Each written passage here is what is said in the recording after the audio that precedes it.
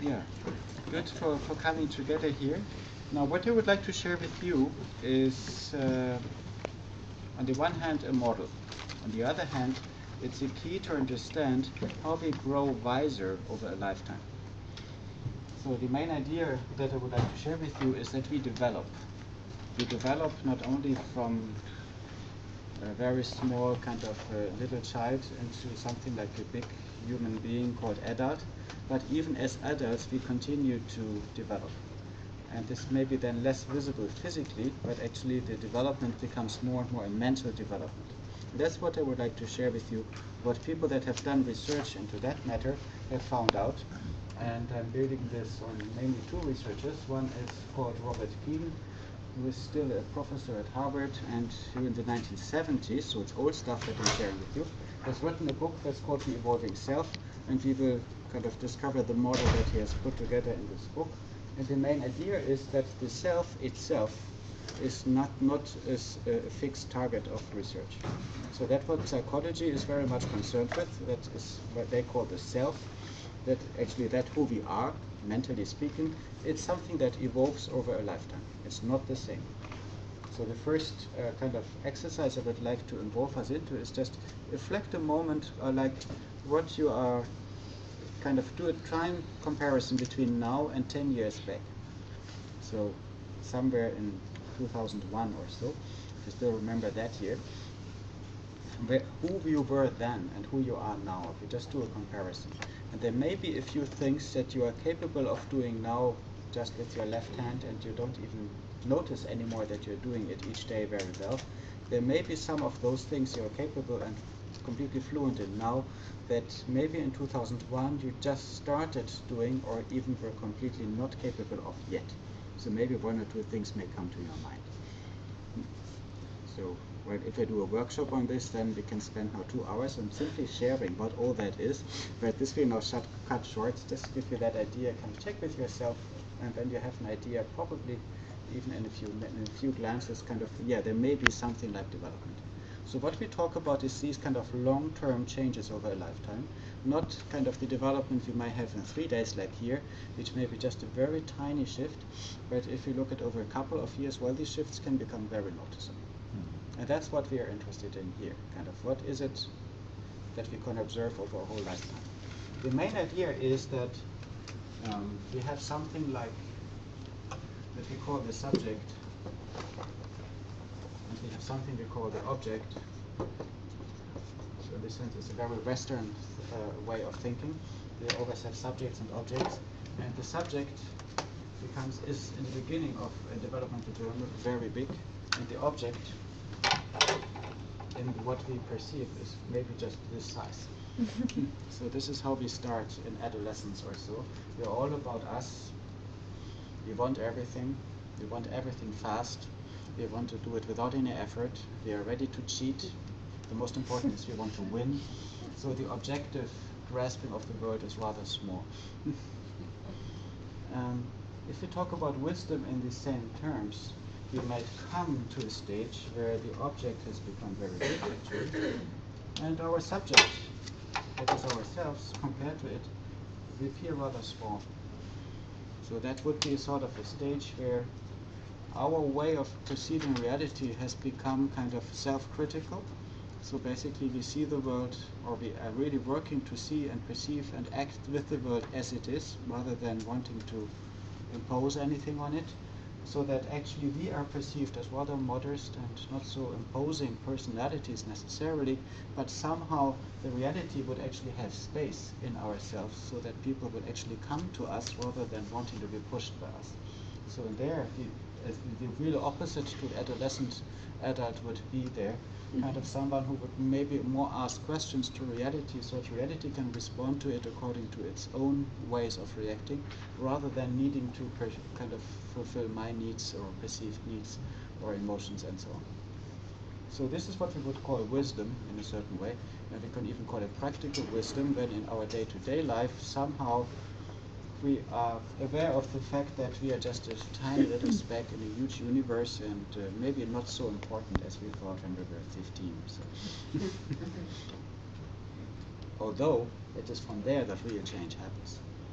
The moment we take ourselves much less important, we can dare much more, and we can hold much bigger things.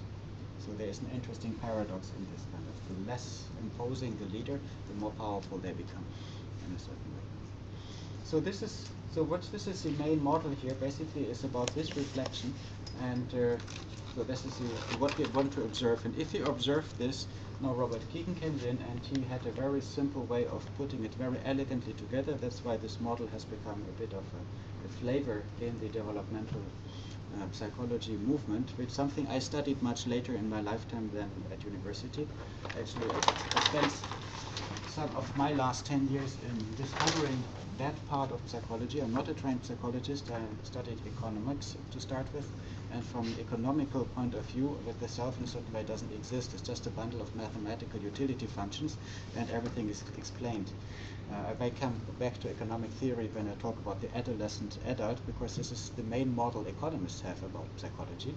And well, psychologists actually that went into who is man in a more elaborate way, they basically can prove economists wrong in their basic assumptions, and that's interesting. That was interesting for me as a social kind of scientist I was. Now, the model of Kegan is kind of just wondering kind of what is his self becoming over a lifetime. And he introduced two main polarities to understand that. One is that there is a self, or the me, the ego, and there's the others. And over a lifetime, both me and the others are always very important. So in that sense, is something that you can keep stable as a question, so to speak, all over a lifetime of an adult. How does the adult in question that they meet right now relate to themselves, and how do they relate to others? So this is the main question that he kept open when studying kind of, or exploring or meeting adults that he was kind of wondering about how do they develop. And what we see is different answers to this type of basic question.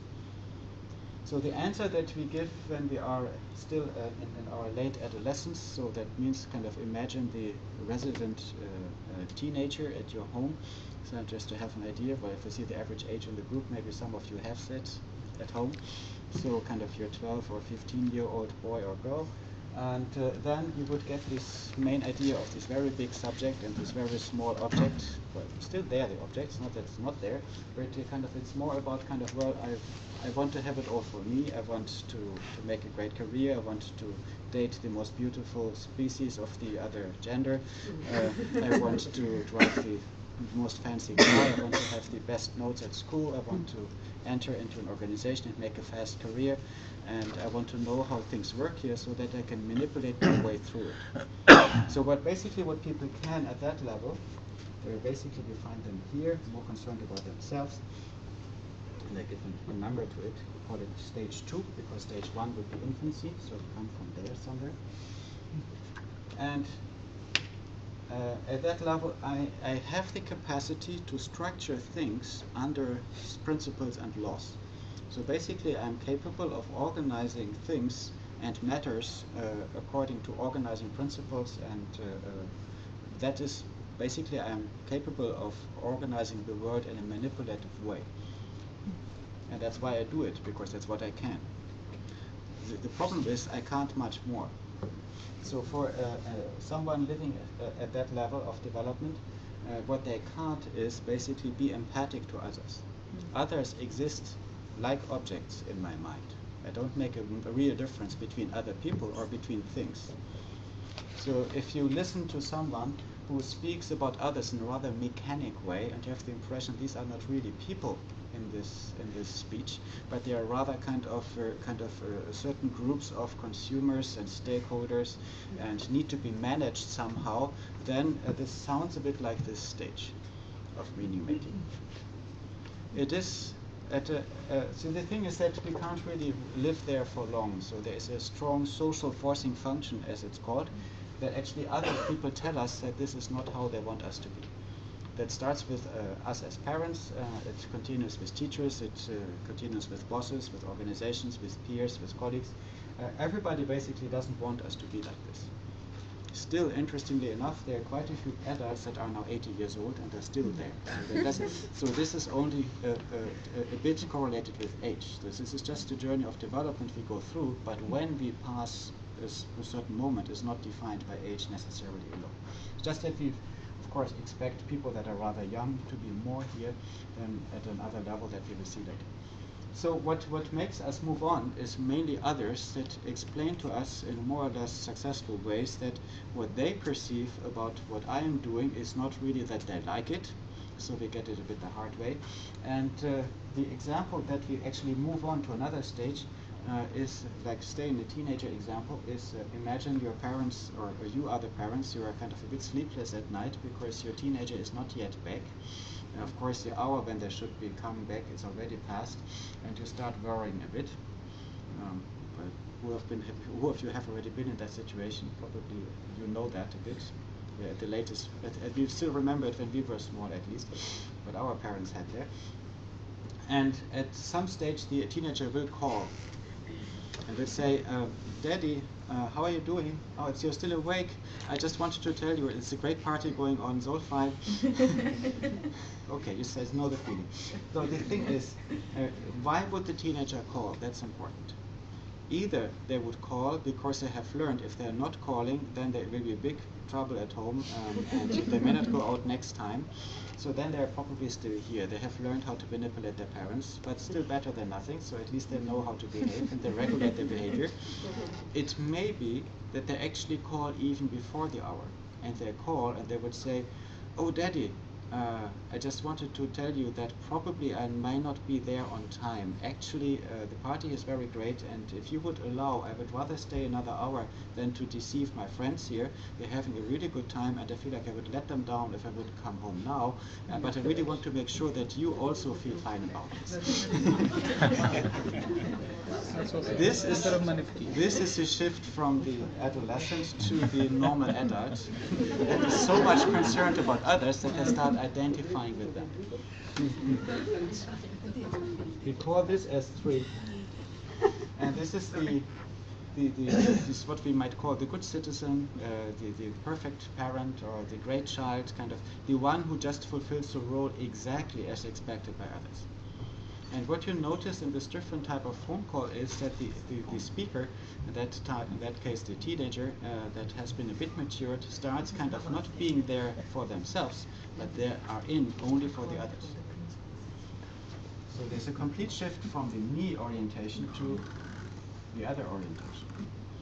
Well, I'm doing a long journey here, rather short, but if you are watching some Hollywood movies and you see them as a story about development of people, they typically describe this journey here from this Wild West type of lonely wolf people to become a just very good American citizen. This seems to be the main theme of the American Hollywood movies. And then you become this great citizen that just behaves like the norm. Now there is something nice about this in a sense, like this is how a society can function, at least as a society. Here you have this tendency to some criminal or at least deviating behavior that will then be sanctioned. Here these people will make sure that they are never sanctioned. So much that they're anticipating every expectation that comes on them. And they do this with a full emotional, empathic heart that has developed. This comes on top of the capacity to structure things. So at that level here, you make a difference between things and humans, and other humans for you are so important that they become your sort of instruction for you, your guiding principle. You're not in for your kind of inflated beliefs and wants and wishes, and you're not so in much more to make a career in an organization, but you are in to fulfill your job description as expected, both by the formal and informal organization. You're just there like your function. Well, of course, it's not the most ideal state to be in, but because there are certain paradoxes and conflicts that are not solvable at that stage. Well, even less here, but they become more apparent at that level of development, because as you are so much identified with others, well, others don't tend to be aligned with each other. They are just different, meaning you migrate from your own family to the family of your in-laws, and immediately you sense you become another person the moment you open the door with your mother-in-law's house, and you sense this constant urge to become someone else. And at some moment, and at some moment, these different expectations that come on you become a bit too difficult to fulfill all at the same time, especially when it's about kind of when should you go on holidays? Do you go to your mother-in-law's place or to your father-in-law's place or to your own parents' place, or do you do what your husband wants or what your spouse wants or what your children want? Kind of this become, in the end, you will only take leave for 3 years only to fulfill all these expectations. Then you ask yourself, oh shit, I'm also a worker, I need to be back at the commission, there's these files, there's the council, there's my boss. So basically you become a bit worked out because you can't fulfill it all. And there's several ways how you can deal with it. Many people kind of just stay there and suffer in one or other way. Start complaining about others, so you get a bit in conflict, but somehow you don't discover which could be a solution, which for some people actually is then a developmental step forward. That would be that you start kind of being less concerned about others, but you feel like, no, there is something that can decide all that. So what if I cut all these different expectations into something more short, and basically I start caring about myself as well. You discover the other in yourself that is you. So basically you had it right in the beginning, you just deviated from it. Well, there is a difference between the two, huh? It's a different quality of it. It's a more spiral You see it development. how you want, but look at the chart. It's a more spiral development here, so in 2 dimensions you don't see the circles you do that kind of build up actually. If a spiral movement, you come back to your own place, but you have the old, you have not lost your empathy you had won here. So you win on this way. You start using that empathy for yourself rather than for others. So somewhere at this stage, you would kind of be confronted with conflicting demands, say, which you all hear all the time. At stage 4, you would say, okay, I know, my in-laws want to make us holidays in Sardinia. My parents would like me to pay them a visit in northern Germany, but what I really want is to stay in Brussels and to finish my work, and if my family doesn't want to follow, it's their problem. The moment the subject, the speaker starts to see whose problem is that, and starts to have an objective view on feelings and emotions, and can sort out their own feelings enough to say, no, this is what I want, this is what you want. If you want that, please go.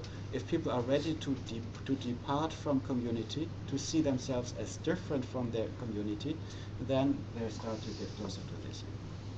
Now, this path here, this journey, is less obvious than that one.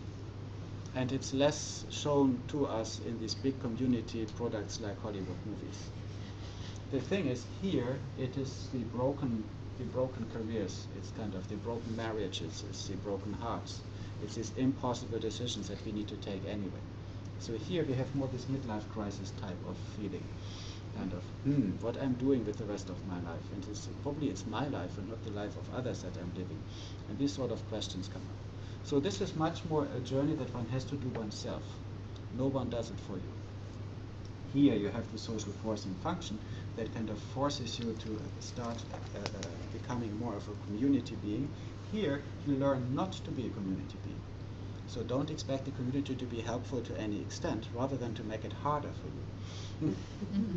So here you learn through kind of, well, in a female life career, it could be that you are faced with the question of abortion. Whatever you do is wrong, sort of thing. Or as a man, you may be faced with kind of a career question. All of us, basically, not just men, but just I think there in this example, it just becomes clear that you come to a moment when no one can help you, and there is no norm that just gives you the right answer. So you need to decide it for yourself. If you are with these more existential questions confronted, and you start deciding them by yourself, then you probably do the shift out of the community norm to their own self-made norms. So if I say self-made norms, basically at S4 you have the person that you might call an entrepreneurial person, basically who want to change the whole world according to their own norms. So people that are getting closer to this, they are not holding back what they think our world should be. Actually, they become rather outspoken. You may have met people that basically tell you how they function and how they give you sort of a manual. You know, okay, you know my lifestyle is that I get up at this time in the morning, I have that as breakfast, and then if you want me to function well, I tell you, you need to ask me this, but not that.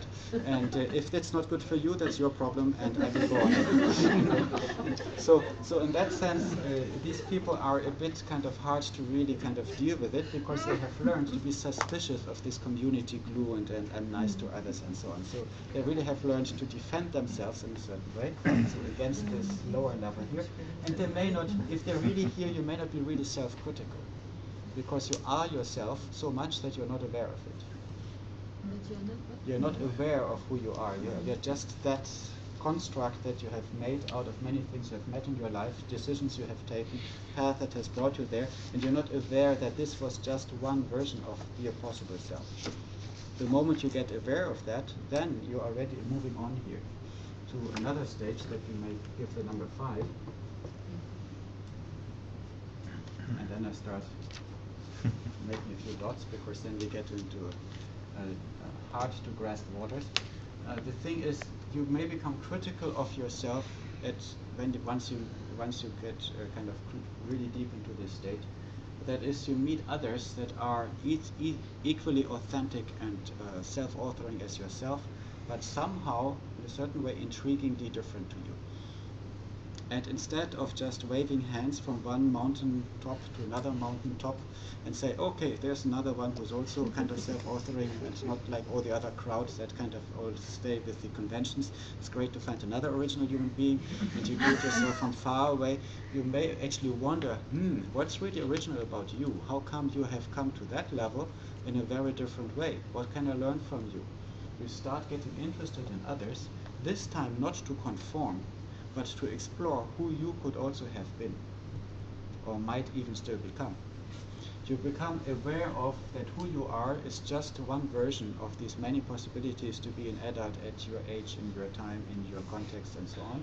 And you just wonder what is still possible for you. And in all this here, we have been identified in a rather static construct. Here it was kind of our own wishes and emotions. Here it was the norms of our society, of our organization or family. And here it is kind of my self-constructed norm, but all this is a static sort of self. Here we start to become a sort of a process of my own learning and reconstructing self.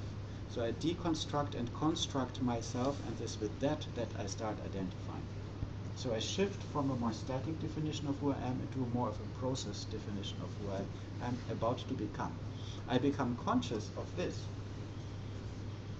And I'm conscious of my just particular path of life that I took, and that could have been another path, and it's very open to the future, and even who I am becomes open to me. So I become curious, learning from others what I also could be. And that curiosity makes me very much kind of linking to others, but in a different way. I become linked to others as sources of mankind that I'm still not, and I become more caring for mankind as a whole in whatever I do. So I become a leader in a more substantial way, in the sense that I want to look into the capacity building in the group I am part of, rather than to lead the group. I lead the group here because I want to be the first one, and I know what's right for the group, so I tell them.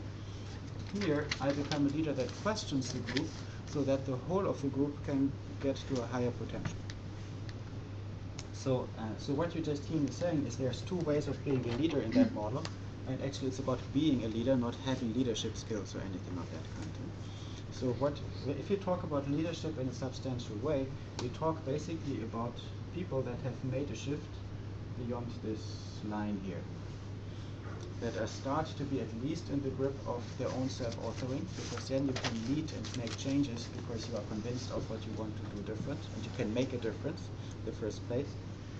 And we talk about a leadership that is more of the enabling and developing kind that comes up in here. So here we have the self-author.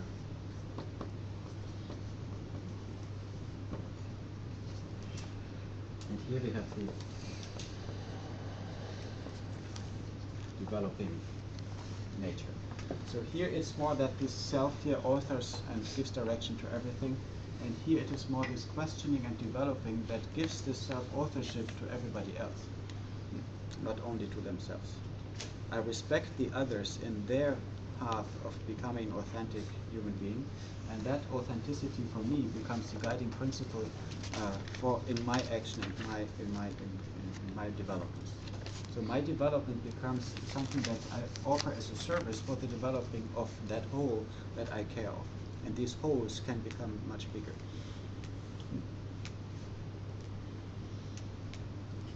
Now this is a model.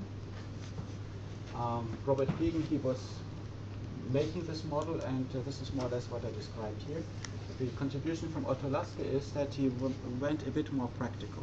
Kind of, he did this just in the last 15 years or so. He studied with Robert Kegan, and what Otto Laske did is that he was asking himself the question: now, if this is a great model from psychology, how come it's not applied in coaching, consulting, helping, leading, and those other practices that we do to each other to develop each other?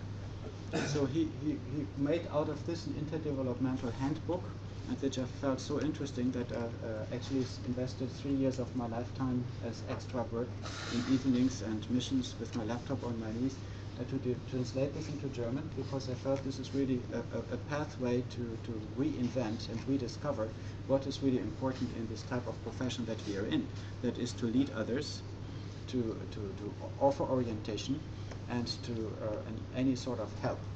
So the basic idea is, how can this insight become made useful in the way how we interact with each other, how we host conversations, the questions we ask, and the way how we listen to each other. So what Otto Laske was very strong in is kind of making explicit how I can listen to another person to understand their structure of meaning making. So the basic question here is, how do I relate to me or to others? And this is how I make meaning in my life. That's how do I come to make decisions? For whom? And what are the type of decisions that I take is another dimension that is more of how do I think. And Otto Laske was kind of sorting this all out. So there is a sort of an emerging systematization of how help can actually work. So I got very much interested from both academic, scientific point of view, but much more from a practical. So my question now to you is, what are the questions or comments or remarks that come to you, having been exposed to makes this for people move 20 minutes? through these stages? Is it self-reflection, or? Yeah, do you have a specific transition in mind, or because it's different? No, movers at generally, different what stages, makes you move from one stage to Yeah. another, apart from you being like 15 and these are natural changes? Yeah, like social. where it's different motivations or main motors according to, between different stages, so it's not the same all over the life. But the main idea is that this is a sort of a program that is in us, like a tree has a program or, already in its seeds. So the oakling you put into the soil has already the program to become an enormous oak. It's just that not all oaklings make it that way. So in this sense, it's a sort of a biological principle that we may carry in us. It's only that expresses less in our physical shape. To some extent it does, kind of our non-verbal communication is also there, but it's more a mental development, because this is what's specific about humans, that we develop in our mental shapes much more than in our physical shapes like trees also. But the main biological principle would apply. So there is a sort of a life force that we don't know exactly how that works. We can just see that it does. So in that sense, this is life force coming through us. And the motivators in infancy is basically we grow up and we start manipulating and understanding the world around us to the extent that we can actually do it. Then we become the adolescent. As an adolescent, we become confronted with society, at school, in family, at work, in our experiences. And here, basically, it's a social surround that kind of forces us to some extent to actually accept the social surround and their norms and to play according to the rules rather than wanting to win each time. And well, there is about 10% of all adults that never go much beyond this stage. So Why? we lose a few. Huh? And why? Why some of them stop at a certain? Where there may be 10,000 and more reasons why each individual stops at a certain way. And if they knew, they would already move on. So it's something that is unknown at least to the person, and others that know it don't find a way to tell them, because development happens the moment we get off our brakes. But there are some people are deeply traumatized in a certain way, and the only way to keep safe is they stay here and control everything. They don't let anything come near them in a certain way. There's a whole lot of fear that's not digested at this level. So there is some ugly side to each stage here. Yeah. It's just, so we are talking about becoming a good leader, and we're not talking about everybody can become a good leader, but I think, particularly through this model, I really think, at the end of the day, your personality and how mature you are matters. Yes. So, but then this model would indicate that actually, you can only become a good leader when you are older, which we are now trying to say the opposite, which That's I think true. is true. But if it's also about emotional maturity, you just cannot get that wisdom that an 80-year-old has, I think, at least. Yes. But does it mean that you still cannot be such a good leader who is learning from others and watching others? And so I feel here some kind of tension or discrepancy, or I don't know, which is just a question. I don't know what the answer of this gentleman is, or yours, or whether there is an answer at all. So if you hear your question well, you ask yourself. So you understand what I'm trying to ask. I just probe by giving you what I understand well. So what I understand your question is kind of, well, what this model would kind of suggest is that the old generation that is alive right now is very valuable, because there is some chance that some of them are actually quite here in their development. And we may discard that if we are not respecting the older part of the workforce, of society, and so on. No, I am not arguing for the older people. What I'm saying is that we are talking about becoming good leaders, but I think good leader also means a certain development in your personality, basically. Of course, it's not about professional, it's really about you as a person. And I think this path that you described, you can only do in a certain rhythm in your life, and even if you are very wise and one of the most super person in the world, you cannot reach certain developmental stages psychologically when you are younger. So how can you become a good leader? How can you reach that phase 5? Because basically that is the good leader in terms of psychological setup. But you cannot reach this when you are 30. Because you cannot, because it's you can. Okay. You can, but then you would have this kind of a speed development. So and typically the thing is you develop through hardship. So what are the motors? One is the hardship to be exposed to others. Here the hardship is to learn to get free from others' expectations. So this is lots of life crises that happen. And if you have them in your 20s, it could be you move through these stages rather swiftly. But I think you live them very differently in your 20s than in your 50s. I say each biography is very different here, and it's not strictly correlated to age. You need time and experience to go through this, but some developments can happen rather fast in this particular life. And if you have a strong crisis to live through in your 20s, it could be that you resolve this very early in your life to this. And we have entrepreneurs that are very clear about how they change the world, not from this point of view, but rather from this, and they may not even yet be 30. That's completely possible, and we see quite some examples of it. But you are right that the gist of this development for most people happens somewhere here between 35 and 55 or so, if it ever happens. Now coming a bit more to numbers, we had said 10% stay a bit here. This is more than half of all adults stay in this grip of that polarity here. So we have a third of all adults that only come into this leadership zone, and then in that you can develop more or less. So in that sense, what moves me on here is my capacity of self-criticism and my openness to others to learn from them. That makes me develop here. And this becomes even a need for people when they move on here to really kind of stay open and become fluid in who they are. So here, this is maybe the least painful development. There the pain is you need to undo your own beliefs about yourself, but kind of it's less kind of a life crisis as it was maybe here when you're faced with more existential questions. The existential question is something you get acquainted to with, and it's not threatening anymore. And people actually get even a positive thrill of yet throwing away another assumption about how life should work. So maybe one or two more comments, but then it's time to get percentages? Well, of people people have been coming- measured. getting into the Yeah. leadership zones? Well, this is like an empirical research. Like there's lots of researchers that got inspired by this model, and there's ways how you can probe with people where they are in their development, and then research teams have gone out by now in all continents of the world and have different types of cultural backgrounds and age groups and so on, and they have found basically this sort of distribution about adult populations. And it's culturally pretty non-determined. So a group of Asians actually has a similar distribution than a group of Europeans or of Americans and so on. But isn't it that this part of the path is a sort of sine qua non? Everyone has to go and reach this here.